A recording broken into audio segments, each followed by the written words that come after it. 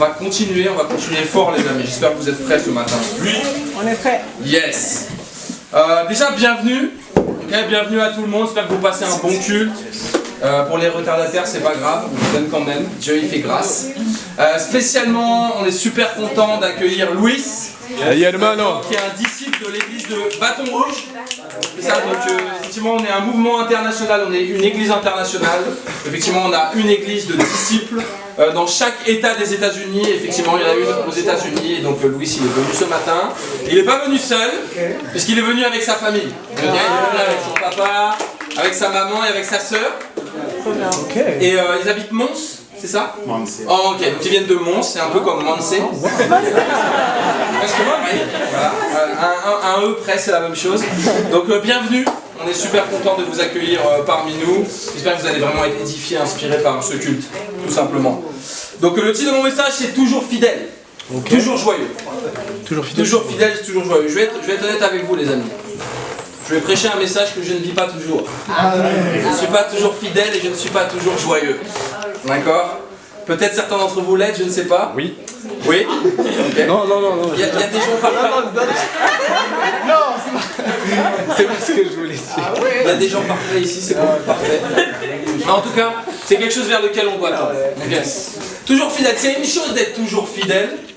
Mais c'est autre chose d'être toujours fidèle en étant toujours joyeux. Ok, véritablement.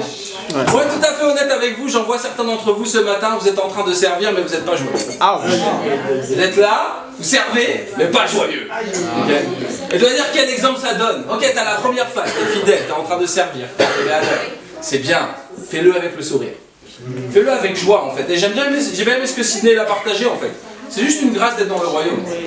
Ok, ça ne doit pas être une punition, c'est pas un esclavage, c'est une grâce en fait, véritablement. Ok, on va en parler justement. Ce matin, j'étais pas fidèle parce que je suis arrivé en retard déjà. Okay, j'étais mal organisé, je suis arrivé en retard, et je suis parti en retard et je suis arrivé en retard. Et vous savez la conséquence logique de ça, c'est que j'ai commencé à être fâché dans mon cœur. Okay, j'ai commencé à être énervé. Et ouais, c'est quelque chose qui arrive de temps en temps, ok? Je ne sais pas si c'est arrivé à certains d'entre vous, moi ça m'arrive de temps en temps, de moins en moins en tout cas, mais il y a une chose que je supporte pas, c'est d'être en retard. Moi aussi. Il y a une chose que je supporte pas, c'est quelque chose qui instantanément ça commence à m'énerver dans mon cœur, c'est d'être mal organisé, de partir en retard et d'arriver en retard, ok? Donc les amis, on va se repentir tous ensemble. Ok. Moi je suis pas quelqu'un de parfait, je suis un prêcheur-pécheur. Ok, donc je prêche la parole et aussi des fois je fais des péchés, le moins possible, d'accord? Mais on va tendre tous ensemble vers ça, vers le fait d'être toujours fidèle, d'être toujours joyeux. Donc fidèle, c'est littéralement d'être plein de foi. Okay, j'aime bien le terme anglais parce que c'est faithful. Donc c'est vraiment full of faith. Plein de foi, en fait. Donc il y a vraiment aussi cette idée de créativité, d'innovation, tu vois, en fait. Vraiment, quand tu as de la foi, tu as des idées, tu es inspiré, c'est pas quelque chose de religieux au final. Ok? Et bien sûr, cette idée de fidélité, c'est aussi d'être constant. Ok, on t'a confié quelque chose, et ok, je vais être fidèle, je vais être stable en fait. Je vais vraiment respecter ce que Dieu il m'a confié. J'espère que vous me suivez. En Matthieu 25 au verset 14, bien sûr, t'inquiète pas, on va continuer à étudier le livre de Néhémie, mais on va juste faire une petite intro avec ce passage-là. Matthieu 25 verset 14.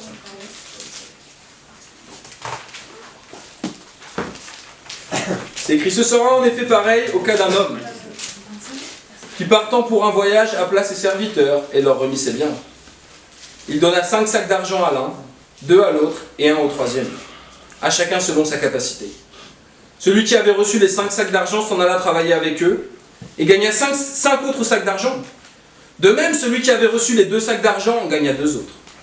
Celui qui n'en avait reçu qu'un alla creuser un trou dans la terre et cacha l'argent de son maître. Okay. Et cette écriture, elle parle de disciples. D'accord? Elle parle de disciples. La parabole, c'est un serviteur, le maître, c'est Dieu, le maître, c'est Jésus. Donc chaque disciple, ok, il leur a été confié quelque chose. Et il se trouve qu'effectivement, les 2 premiers serviteurs sont fidèles. Okay. Donc ce qui montre aussi que tu es fidèle avec ce que Dieu t'a confié, c'est que tu es en train de le faire multiplier. C'est que tu es en train de le faire fructifier. Ok, tu es un disciple, tu as été baptisé, tu as été sauvé. Maintenant, tu dois faire quoi? Tu dois faire fructifier ton salut. Comment? Tu vas rencontrer quelqu'un avec qui tu vas étudier la Bible. Tu vas faire de lui un disciple et tu vas le baptiser. C'est aussi simple que ça. Ok, si tu es fidèle dans les chantres, c'est sûr qu'il va y avoir de nouveaux chantres qui vont rejoindre le mystère également. Donc il y a vraiment cette idée quand tu es fidèle avec ce que Dieu t'a confié, Dieu le fait fructifier. Dieu veut le faire fructifier. Et c'est vraiment ce principe-là qu'on voit avec les deux premiers serviteurs.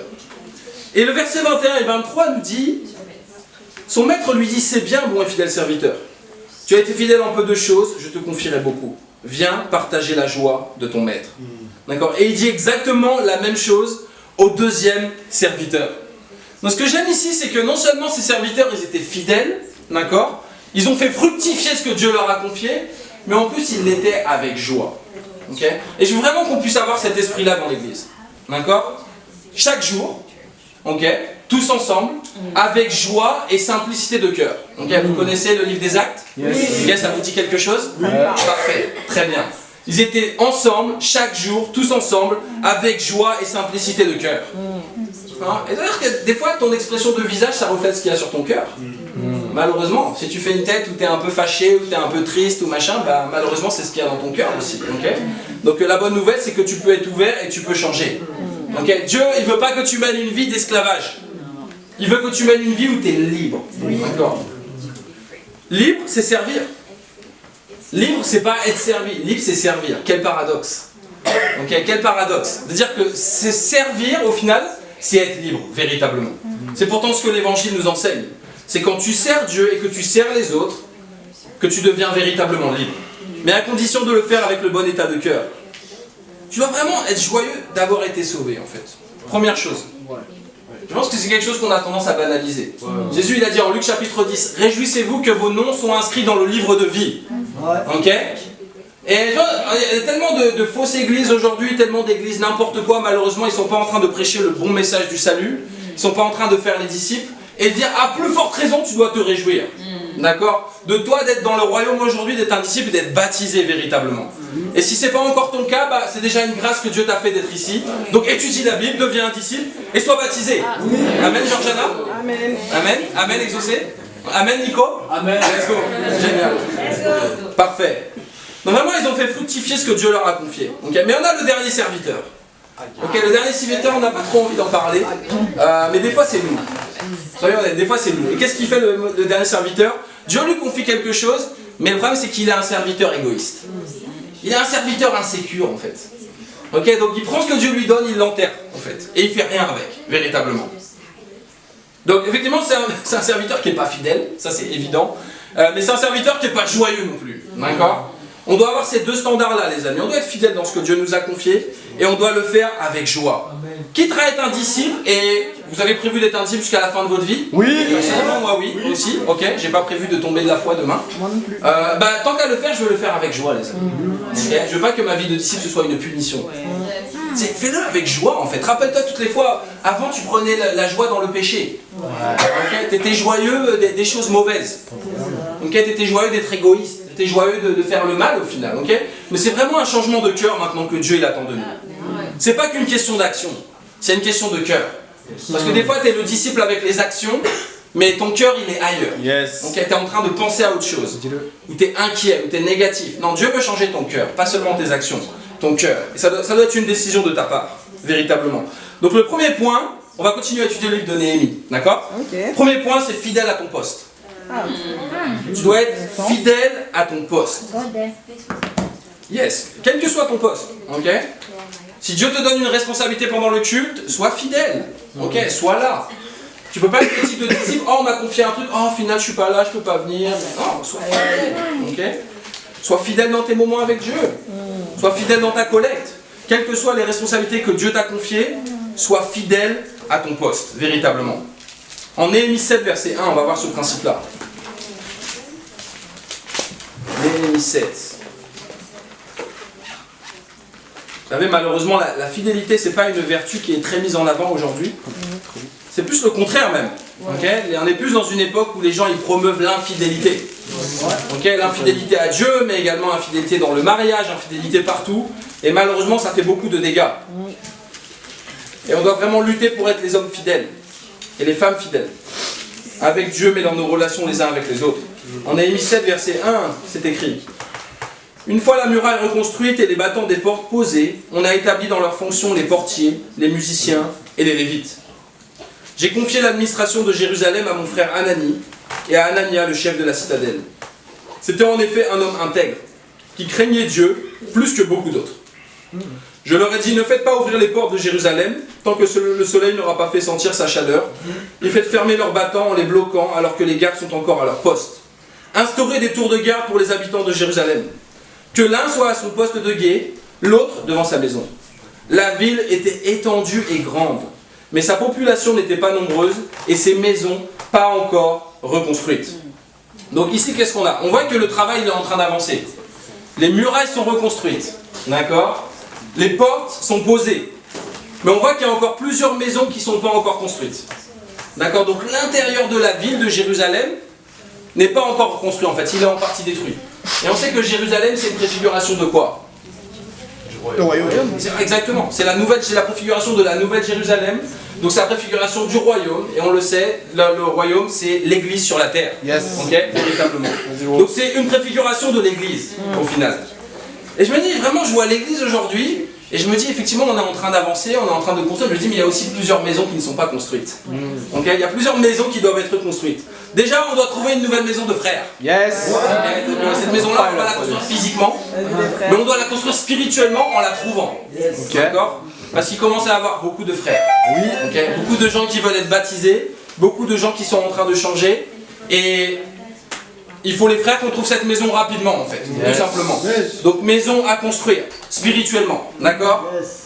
Nouvelle discu, nouveau ministère, d'accord? Nouveau mariage, d'accord? Ici on voit que c'était une... Tout ça, ça représente des maisons en fait. Une maison, ça veut dire une famille aussi. On voit aussi qu'ils avaient une population peu nombreuse, encore. Donc c'est en train de reconstruire la ville, mais la population était peu nombreuse. Ça veut dire quoi? Il y avait encore beaucoup de gens à sauver. Ouais. Donc il y avait encore beaucoup de disciples à faire et de gens à baptiser véritablement. Et quand je vois l'église ici, je me dis, ok, c'est bien, on est 21 disciples, c'est peu, en fait. En comparaison à la population de Bruxelles là-dehors, c'est peu, d'accord? Donc on doit construire encore et être focalisé vraiment sur le fait de faire les disciples. Ici, on a plusieurs rôles qui sont décrits, les amis. On a les ushers, d'accord? Pas usher, le chanteur yeah, mais les ushers, ceux qui servent. C'est les portiers ici, d'accord? C'est le verset 1. Ils sont dans le rôle des portiers en fait, tout simplement. C'est ceux qui sont en charge de l'accueil. Ok, donc si tu manques de conviction par rapport au fait d'être un usher, bah, c'est ceux qui accueillent en fait, tout simplement. Et en l'occurrence, ils sont décrits par les portiers. On a les musiciens, ok? Donc ça c'est les chantres, tout simplement. Donc bien sûr, les ushers, ils sont dirigés aujourd'hui par Sydney et Sarah. Ok, je pense qu'on peut les encourager les amis, on peut les élever. Okay, je vois vraiment que Sydney prend son rôle à cœur, d'accord, depuis qu'il dirige le usher. Et Sarah aussi, elle prend vraiment son rôle à cœur et c'est inspirant. Ok, je vais vraiment vous encourager à garder ce cœur-là, à être fidèle, le faire avec joie. Les musiciens, ok, on a les chantres, Maxime et Mallory. Ok, on peut les encourager aussi, on peut les élever. Okay, véritablement. En tout cas, c'est eux qui dirigent. Il y a encore d'autres chantres et bien sûr, il y a d'autres ushers, etc. Ensuite, on a les lévites. C'est ce qu'on voit au verset 1, aussi toujours à la fin du verset 1. Donc les lévites, c'était ceux qui servaient Dieu à temps plein. D'accord, c'était les prêtres qui servaient Dieu à temps plein. Donc pour l'instant, il n'y a pas beaucoup de lévites dans l'église de Bruxelles. Pour l'instant, il y en a 3. D'accord? Il y a Aline, il y a moi, et il y a Mallory. Boum! D'accord? Et vous savez ce qui est inspirant avec Mallory? C'est qu'elle a décidé de financer elle-même son ministère à temps plein. Okay. Juste pour pas peser trop sur les finances de l'église, elle a décidé de ok, j'ai des économies, je peux être à temps plein, let's go, je le fais. Okay. Et je vais vraiment vous encourager les amis à imiter la foi de Mallory. Okay. Elle nous montre vraiment que être dans le ministère à temps plein, c'est pas une question d'argent. C'est une question de cœur. C'est une question de foi. D'accord? Qui est-ce qu'on a? On a les administrateurs aussi. Donc au verset 2, j'ai confié l'administration de la citadelle de Jérusalem à mon frère Anani, etc. Donc on a les administrateurs, donc ça c'est qui? Ça c'est Johan et Melia. D'accord? Ils sont les administrateurs en chef de l'église. Donc l'administrateur c'est un gestionnaire de quelque chose. D'accord? Pour être un peu plus large comme terme, c'est un gestionnaire de quelque chose. Donc par exemple, Johan et Melia, ils gèrent les finances, ils gèrent l'administratif, tout ce qui est un peu papier, paperasse. Ok? Mais quelque part, on est tous des administrateurs. Dans le sens où administrateur veut dire gestionnaire. Donc Dieu t'a confié quelque chose. Dieu t'a confié plusieurs choses. Déjà, Dieu t'a confié une vie. Comment tu es en train de la gérer cette vie-là? Okay? Dieu t'a confié du temps. Comment tu es en train de le gérer? Dieu t'a confié des disciples avec qui tu peux étudier la Bible. Est-ce que tu es en train de faire pouf, ça sert à rien? Ou est-ce que tu es vraiment en train de gérer ça bien comme il faut? D'accord? Parce qu'en fait, à la fin, on le voit dans la parabole en Matthieu 25, on voit que Dieu va demander des comptes en fait. Ouais, qu'est-ce que tu as fait avec ça? Oh, mais c'était à moi. Non, c'était pas à toi, en fait, c'était prêté. Je voulais voir ce que tu allais faire avec ça au final. Quoi qu'on l'ait, les amis, Dieu nous l'a prêté. Et Dieu va nous demander des comptes un jour sur ce qu'on a fait. De nos finances, de notre temps, de nos relations, de notre vie au final. J'espère que vous me suivez. Yes. Génial. Et ici on voit au verset 3, au verset 2, pardon, c'est écrit que c'était un homme intègre, ok, donc l'administrateur en chef qui était Anani, et Anania également c'était deux, ok. C'était en effet un homme intègre qui craignait Dieu plus que beaucoup d'autres. Tu sais c'est quoi la solution pour être intègre? Tu dois craindre Dieu, c'est tout. Tu dois craindre Dieu. Tu dois arrêter de craindre les hommes. Arrêter d'être une personne à deux vitesses. Ok? De jouer les gens spirituels devant les hommes, mais quand il n'y a plus personne qui te regarde, tu n'es plus la même personne. D'accord? Qui tu es quand tu es tout seul? Je sais que je vous l'ai déjà dit, mais je veux insister là-dessus. Qui es-tu quand tu es tout seul? Est-ce que tu es la même personne? Ou est-ce que tu es encore dans l'acting? D'accord? Ce qui fait que tu vas être intègre, c'est que tu es en train de craindre Dieu. Vous savez, il y a beaucoup de gens dans les études bibliques qui sont super zélés, ils disent ouais, je vais prendre les défis, tout ça, j'ai confiné des études. Plus personne. D'accord? Et malheureusement, souvent, c'est ce que je leur dis, ce qui compte, c'est pas ce que tu dis dans l'étude. Ce qui compte, c'est qui tu vas être à la fin de cette étude.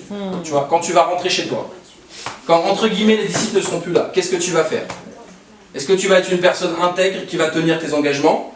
Ou est-ce que tu vas être le type de personne qui va fuir? Aussi simple que ça. Ok, je suis inspiré par Nicolas parce qu'il a décidé de ne pas fuir. Nicolas. Okay.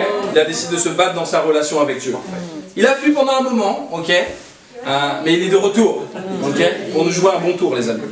C'est sûr, comeback. Qu'est-ce qu'on a d'autre ici? On a plein de choses intéressantes. On a un verset, c'était verset 3 hein, principalement. Verset 3 notamment. Ben, en fait, on voit qu'il n'y avait pas que les Lévites, que les chantres, que les ushers en fait. On voit finalement que tous les habitants de Jérusalem avaient un rôle. Ok? Donc des fois tu peux te dire, oh je suis le disciple normal. Ok? Je suis le disciple normal, moi je suis pas dans les chantres, je suis pas dans le usher. Non, non, il n'y a pas de disciple normal en fait. Tous les disciples ils sont exceptionnels et ils sont incroyables et tu as un rôle à jouer qui est super important. Oui. D'accord? Bah, ton rôle c'est quoi? Déjà c'est d'aimer Dieu, ok? C'est d'aimer les gens, c'est de prêcher la parole. On a tout ça en commun, de faire les disciples au final. D'accord? Ici on voit que chacun devait être à son poste. D'accord? C'est le verset 3. C'est écrit instaurer des tours de garde pour les habitants de Jérusalem, que l'un soit à son poste de guet et l'autre devant sa maison. D'accord? Donc en fait véritablement on voit que les habitants de Jérusalem, qui sont du coup une préfiguration des disciples, au final ils devaient être à leur poste. Okay. Il est vraiment sur la tour de guet. Tu vois, une tour de guet, l'avantage c'est quoi? C'est que ça te permet de voir loin. C'est une sentinelle. D'accord? Donc tu as la vision en fait. Quand tu es en mode sentinelle, tu as la vision, tu vois de loin en fait. Mais quand tu n'es pas à ton poste, tu n'as pas de vision. C'est aussi simple que ça. Quand tu n'es pas à ton poste, quand tu es focalisé sur des choses qui sont pas spirituelles, c'est évident que tu vas être aveugle parce que tu n'es pas en mode sentinelle. Okay? Pour voir de loin, tu dois être sur la tour de guet. D'accord? Véritablement. Ça te permet de voir quoi? Ça te permet de voir Dieu. Ça te permet de voir les mauvaises choses qui arrivent et d'aider les autres, d'accord, pour les protéger. Ça te permet aussi de voir les gens ouverts. Ok, ah, cette personne-là, elle est ouverte, elle pourrait étudier la Bible et être baptisée, d'accord? C'est une question de vision en fait. Donc chacun devait se tenir à son poste pour avoir la vision, au final. Si tu es à ton poste, si tu es fidèle à ton poste, tu auras des visions. Tu auras une vision pour ta vie, tu auras une vision dans le royaume de Dieu, etc. Si tu n'es pas fidèle à ton poste, t'étonne pas que tu sois un peu dans la myopie. D'accord? C'est pas une question de lunettes. C'est une question d'être fidèle à ton poste. C'est aussi simple que ça. Regardez au verset 69. 69. Yes. Ouais, on va pas prendre tout le chapitre, ça va être un peu long. Qui peut lire ça? Moi, je peux Qui peut lire ça avec beaucoup de foi? Vas-y, Cameron. 69 à 71. Ça marche. Plusieurs des chefs de famille firent des dons pour les travaux. Ok. Le gouverneur, 1000 pièces en or, 50 coupes et 530 tuniques destinées aux prêtres. Les chefs des familles, 20 000 pièces en or et 1320 kilos d'argent. Le reste du peuple, 20 000 pièces en or, 1200 kilos d'argent et 67 tuniques destinées aux prêtres. Yes, les amis. Donc ça, c'était beaucoup d'argent. Ok, c'est sûr. Quand tu vois le cours de l'or aujourd'hui, c'était beaucoup d'argent. Et normalement, ils ont donné, en fait, ils ont sacrifié tous financièrement. Ok. C'était les dirigeants en premier qui ont sacrifié, mais en fait, tous les habitants, ils ont sacrifié. D'accord, véritablement. Donc on a une collecte ici qui est donnée par tous les habitants de Jérusalem. Et j'espère que ça t'encourage parce que c'est une préfiguration de nous qui donnons notre collecte, les amis. Oui. D'accord. 2025, vous savez, on doit atteindre l'autonomie financière. Ok, 2025, Bruxelles, l'église doit être autonome. Techniquement, au milieu de l'année, on va dire, ok, on a le compte bancaire et l'église peut tourner avec la collecte des disciples, et on peut tourner financièrement, et on est autonome. Et un jour, on pourra aider une autre église et peut-être envoyer une équipe missionnaire. Okay, on n'est pas encore là, les amis, mais juste pour avoir un peu de vision quand même. Okay, mais on doit tendre vers ça.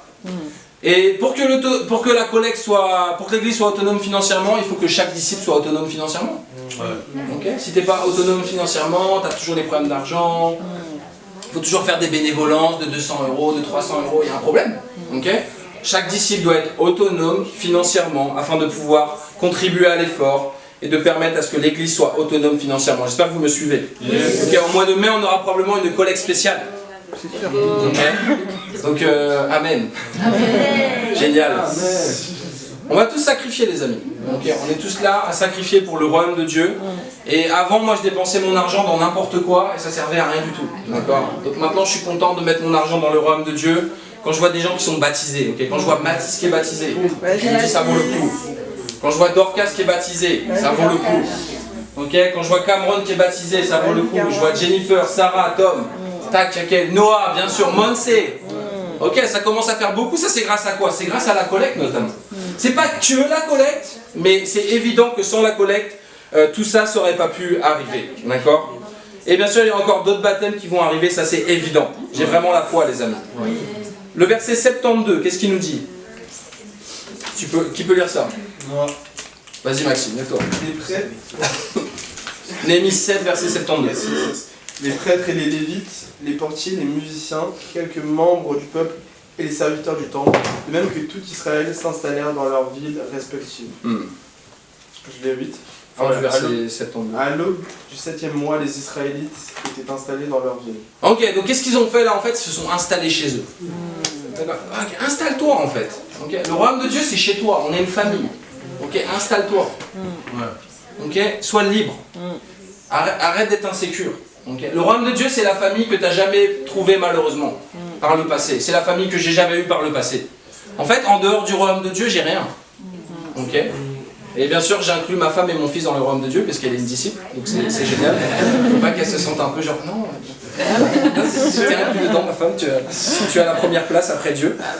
Ça, c'est sûr. Mais ouais, au final, installe-toi dans le royaume. Okay. Arrête de penser que tu es cette personne-là. Oh, personne ne m'aime, tout le monde est contre moi. Arrête de penser ça, c'est faux. D'accord. Dieu, il t'aime. Okay. Les disciples, ils t'aiment. Ok, Noah? Dieu, il t'aime. Les disciples, ils t'aiment. Okay. Ne te rejette pas toi-même. Il y a une personne qui te rejette ici, c'est toi-même. D'accord? Tu sais qu'on est là pour toi, tu sais qu'on t'aime, et on est une famille. Okay? Et on ne choisit pas sa famille, les amis. Okay? Donc désolé, tu ne m'as pas choisi. Je suis quelqu'un de vraiment imparfait, des fois pas facile. Mais on ne choisit pas. Okay? Et c'est ça qui est bien aussi. D'accord? C'est vraiment, on apprend à s'aimer les uns les autres. Des fois, on voudrait faire un peu les familles sur mesure. D'accord? Ouais, je veux telle personne, ah, je serais... Non, tu choisis pas en fait. Arrête. Tu choisis pas. Tu dois juste apprendre à aimer les gens différents de toi et apprendre à te laisser aimer par les gens différents de toi. D'accord? Aïe aïe aïe, yes. Donc installe-toi dans le royaume de Dieu, véritablement. Et bien sûr, ça demande un certain respect et une justice. Ok? T'installes pas pour faire n'importe quoi. Sinon, Dieu te mettra en dehors du royaume, ça c'est sûr et certain. Bien sûr, on doit respecter Dieu, aimer Dieu et s'aimer les uns les autres. Ça veut aussi dire installer dans ta ville, c'est installe-toi à Bruxelles. Ok, tu es dans ta ville ici. Okay, on doit être fiers de notre ville, les amis. Okay, on doit être fiers de Bruxelles. Let's go. On doit être fiers de cette ville, on doit être fiers de la Belgique. Ouais, on est fiers en fait. On est là, on veut gagner cette ville. Ok, on est le seul espoir pour cette ville. Donc véritablement, on doit être fiers de ça. Ça veut dire quoi? Trouve un job. Ok. Marie-toi avec une disciple. Amen. Juste construis ta vie en fait. Construis ta vie. C'est aussi simple que ça. J'espère que vous me suivez. Donc on doit être fidèle à notre poste. C'est aussi simple que ça. On doit être fidèle dans toutes ces choses. Mon défi, c'est... J'ai pas mal de défis, mais sois fidèle dans ce que Dieu t'a confié et fais-le fructifier. Okay? Dieu t'a donné quelque chose. Dieu, déjà sûr, t'a donné au moins le salut. Tu peux au moins faire fructifier ça dans la vie de quelqu'un d'autre. Ok? Ouais, on a le culte de Noël du 22 décembre. Okay, donc dimanche prochain en finale. Okay. Soyons fidèles à notre poste. Bien sûr, soyons là. J'ai aucun doute que vous serez là. Okay, vous serez là, c'est sûr. Mais soyons là avec beaucoup d'invités surtout. Okay, invitons un maximum de personnes. Invitons nos familles. D'accord. Louise, tu seras plus là dimanche prochain? Will you be there next Sunday? I'll try. Ouais? I want to. You stay in Belgium? Yes. Okay, awesome. You guys are all welcome, obviously. We have a special service next Sunday, and it will be way bigger than here. Okay, it's house church today. So you guys are welcome. We will be glad to have you among us. Okay. Remplissons cette salle. Ok, 80 places. Remplissons-la ensemble. On a l'atelier d'hiver. Ok, à Paris. Let's go. Ok, du 10 au 12 janvier. Véritablement. Donc ça va être incroyable. Point numéro 2. La joie du Seigneur est ta force. Le titre du message, c'est toujours fidèle, toujours joyeux. Donc première partie, sois fidèle à ton poste. Deuxième partie, la joie du Seigneur est ta force. C'est aussi simple que ça. On doit vraiment comprendre que la joie, c'est une force. Donc c'est aussi quelque chose qui n'est pas vraiment mis en avant aujourd'hui, d'accord. Mais la joie, ça peut bouleverser tellement de choses. Okay. Un frère m'a dit que parfois, il se disait que cela ne servait à rien d'être joyeux. Il m'a dit des fois je suis joyeux, mais au final, je sais pas, j'ai l'impression que ça sert à rien, ça va pas les aider vraiment, donc je décide d'être négatif. Okay. Et en fait, il laissait un peu l'attitude des autres, l'attitude négative des autres, ou même les circonstances au final, et ben l'impacter négativement à son tour au final. Et ouais, il laissait les problèmes voler sa joie. Okay. Et j'ai dit Johan. J'ai dit Johan, tu dois apprendre à être fidèle en fait. Tu dois pas être fidèle mais avec joie. Okay. Quand je pense à fidèle, je pense à Johan. Ça c'est sûr. Il est vraiment quelqu'un de fidèle, il est vraiment quelqu'un de stable. Tu sais quand tu lui confies quelque chose, il le fait. Okay. Et moi je suis inspiré par toi, bro. Et la deuxième étape, je dis bro, fais-le avec joie. Okay. Sois fidèle, fais les mêmes choses mais avec un cœur joyeux. D'accord? Parce que t'as pas idée de comment ça peut impacter les gens véritablement. Okay. Moi je sais que ma joie, elle a clairement joué un rôle dans la conversion de Sarah Bonamy. Okay. Je vais vous expliquer pourquoi. Vous connaissez Sarah Bonamy la plupart, je pense. Et en gros, c'était à l'époque où elle n'était pas encore baptisée. Donc pour ceux qui ne savent pas, Sarah Bonamy, c'est une disciple de Paris qui avait un cancer. Elle est en rémission maintenant. Et c'est une sœur incroyable qui fait beaucoup de choses, qui porte beaucoup de fruits, très courageuse. Et en gros, c'était à l'époque pendant le confinement. Et donc on faisait beaucoup de réunions, on faisait en ligne. D'accord? On faisait sur Zoom. Yes. Et moi j'étais connecté un petit peu en avance. Donc c'est bien de venir en avance aux réunions aussi. Ça permet d'avoir de l'impact. Et j'étais juste content en fait. Et j'étais juste joyeux. Je pense que j'étais en train de chanter. J'étais juste content. Et elle s'est connectée, elle m'a vu. Et elle m'a dit, ce mec il a l'air vraiment joyeux en fait. Et vraiment elle m'a dit ça. Ok, plus tard elle m'a dit ça. Elle m'a dit, ouais, en fait je t'ai vu. Et t'avais l'air joyeux, t'avais l'air content. Et en fait, j'ai juste envie d'étudier la Bible, de continuer à étudier. Je crois qu'elle avait déjà commencé à étudier la Bible, mais en tout cas de continuer à étudier la Bible et d'être baptisée, parce qu'en fait, je veux ça aussi, elle a dit. D'accord, véritablement. Donc, t'as pas idée de à quel point ta joie peut impacter les autres. D'accord? C'est pas la tristesse qui va impacter les autres. Il y a déjà ça dans le monde. Ça c'est facile. D'accord? C'est pas la négativité qui va impacter. Ça sert à rien. D'accord? C'est pas le fait d'être en colère qui va aider les gens. D'accord? C'est ta joie. Ta joie va impacter les autres, véritablement. La joie du Seigneur est ta force. Ta joie, elle inspire. Ok? Ta joie, elle encourage. Ta joie, elle défie. C'est genre waouh. Ok, moi aussi, il faut que je sois joyeux. Ta joie, elle juge aussi parfois. Des fois, les gens se sentent jugés par ta joie. C'est génial. C'est génial. Exact. C'est genre, ouais, moi je suis pas joyeux, lui il est joyeux, comment ça se fait? Bah, t'es dans le péché, repens-toi. Ok, tu dois chercher Dieu, tu dois étudier la Bible et tu auras la joie que Dieu y donne véritablement. Ok? Donc, des fois, c'est bien. Des fois, le plus efficace, des fois, c'est juste ton attitude. C'est juste ton état d'esprit. C'est juste tes actions. C'est des fois beaucoup plus efficace que tous les mots de la terre. D'accord? En Émile 8, verset 1. Qui peut lire ça, verset 1 à 3? Je peux pas le faire. Vas-y, Melvin. Let's go. Alors, non. Néhémie 8, 1 à 3. Alors tout le peuple s'est rassemblé comme un seul homme sur la place qui fait face à la porte des eaux. Ils ont demandé au scribe Esdras d'apporter le livre de la loi de Moïse, prescrite par l'Éternel à Israël. Et Esdras, qui était aussi prêtre, a apporté la loi devant l'assemblée. Celle-ci était composée d'hommes et de femmes, de tous ceux qui étaient aptes à la comprendre. C'était le premier jour du 7e mois. Esdras a lu dans le livre depuis le matin jusqu'à la mi-journée, sur la place qui fait face à la porte des eaux, en présence des hommes et des femmes, de ceux qui étaient en âge de comprendre. Le peuple tout entier s'est montré attentif à la lecture du livre de la loi. Exact. Donc ici, merci Melvin. Donc ici, on a le peuple qui est rassemblé comme un seul homme. C'est une préfiguration de quoi?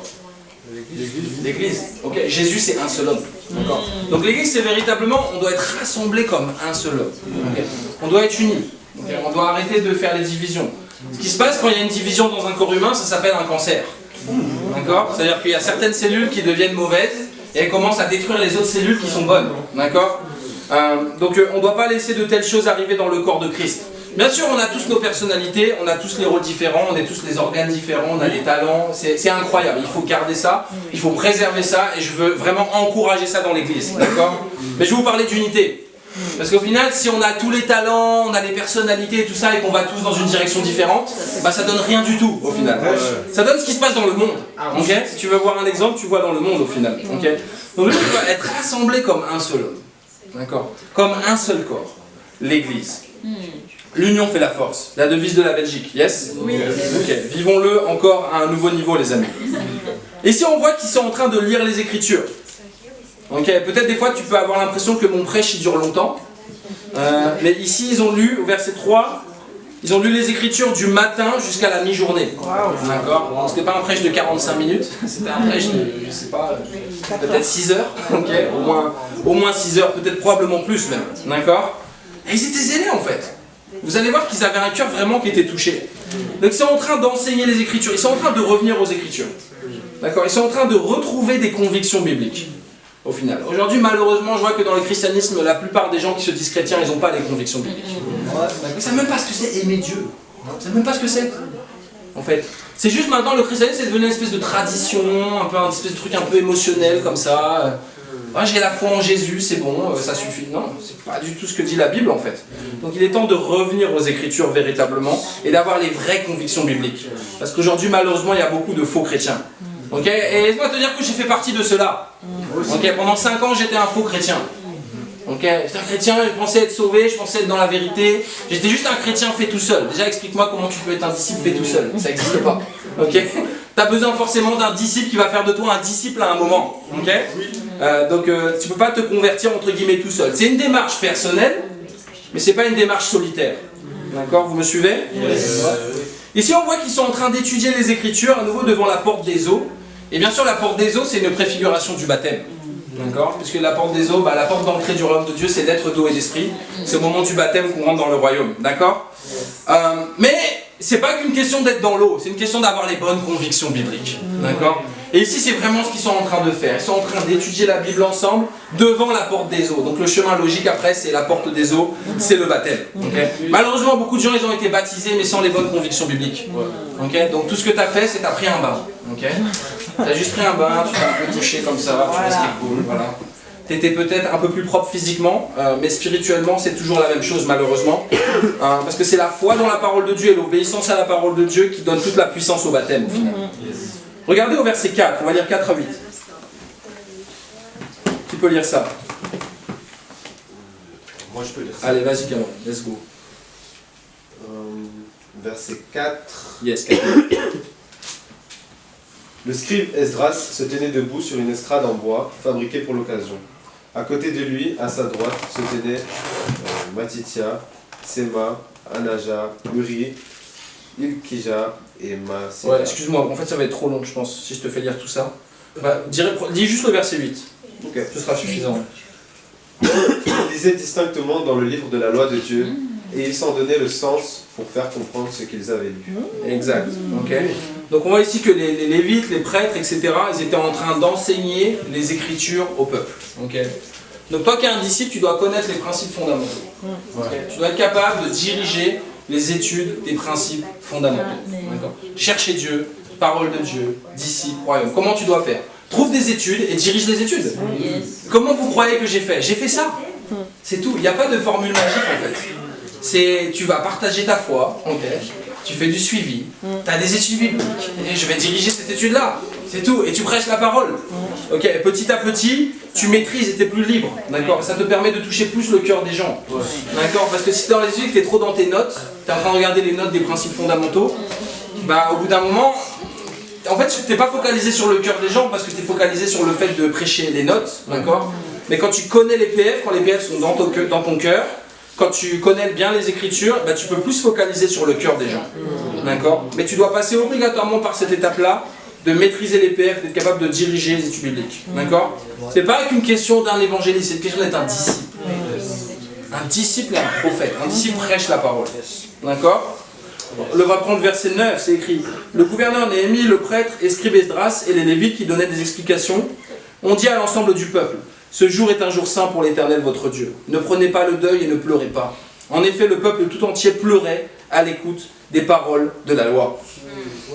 Verset 10, ils ont ajouté: allez manger un bon repas et boire des liqueurs douces en envoyant des parts à ceux qui n'ont rien préparé. Car ce jour est un jour saint pour notre Seigneur. Ne soyez pas tristes, car c'est la joie de l'Éternel qui fait votre force. Les Lévites calmaient tout le peuple en disant: taisez-vous, car ce jour est saint. Ne soyez pas tristes. L'ensemble du peuple est donc allé manger à boire, envoyer des parts à d'autres, et ça donnait à de grandes réjouissances. Ils avaient en effet compris les paroles qu'on leur avait exposées. Et que le peuple, il est triste, parce qu'en fait, ils entendent la loi, ils entendent la parole de Dieu, ils disent: en fait, on est dans le péché. En fait, on a désobéi à Dieu. Okay. Et quelque part, c'était pas une tristesse pour eux-mêmes, d'accord, parce que ils voyaient quand même que c'était vis-à-vis de leur relation avec Dieu. Mais il y a ces moments où tu dois être capable vraiment de faire taire la négativité. D'accord? Comme ici, ils ont dit: ok, taisez-vous, c'est pas le moment d'être triste. C'est pas Des fois, la seule solution face à tes émotions, c'est arrête. Arrête. T'es émotif, arrête. T'es triste, arrête. T'es négatif, arrête. C'est aussi simple que ça. Des fois, c'est tout. Y a pas de... Des fois, tu cherches les remèdes miracles et tout. Non, tu prends une décision et tu arrêtes. Et tu passes à autre chose, d'accord? Taisez-vous, en fait. Arrêtez d'être triste. Soyez joyeux, en fait, véritablement. La joie du Seigneur, c'est votre force. D'accord? On doit faire taire ces choses-là, les amis. Faire taire la tristesse, faire taire la négativité.